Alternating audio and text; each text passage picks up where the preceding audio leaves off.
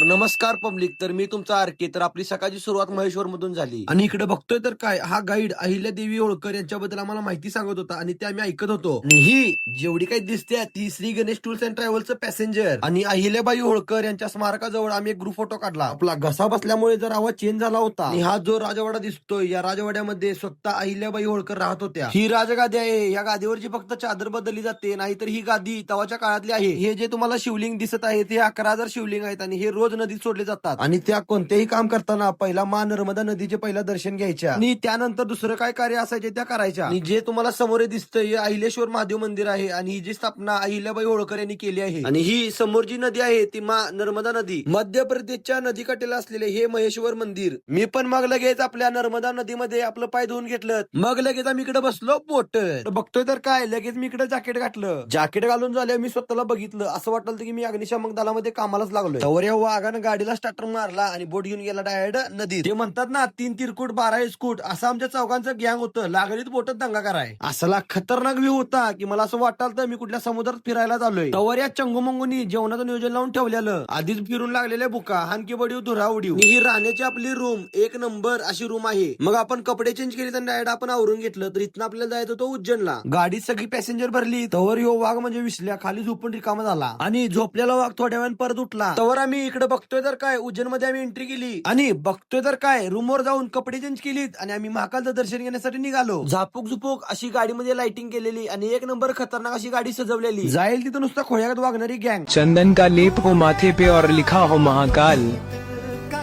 आज माथा टेकूंगा दरबार में उसके.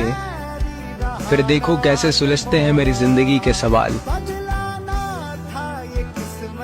कपाळावरती चंदन लावल्यावर स्वर्गात गेल्यासारखं वाटलं. या दोघांना कधी एकदा मंदिरात जातोय असं झालं होतं. मग आपण पण लगेच प्रसाद आणि फुलं देवासाठी घेतलीत. गर्दी एवढी होती की गर्दी बघून वाटलं की आज आम्हाला दर्शन मिळतच नाही. मी विश्ल्याला म्हटलं गर्दी किती पण असू दे दर्शन घेतल्याशिवाय आपण रूमवर जायचं नाही. मग काय आम्ही महाकालचं दर्शन घ्यायसाठी रांगेतनं निघालो. आम्हा काय रांग आहे का काय म्हणलं. ही गर्दी तर प्रमाणाच्या बाहेर होती पण दर्शन घेतल्याशिवाय आम्हाला बाहेर पडायचंच नव्हतं. कालचं दर्शन घेतल्यावरती डोळ्याचं पारणच फिटलं. जय महाकाल. दर्शन घेऊन आम्ही बाहेर आलो तर आपल्या गणेश टूर्स अँड ट्रॅव्हल्सच्या पॅसेंजरचा एक फोटो घ्यायला लागतोय म्हणलं. आणि यांची जेवण करण्याची क्वालिटी एक नंबर आहे. मग काय घेतला असं ताडं भरून. मग काय असा घास खाल्ला आणि पुढे काय झालं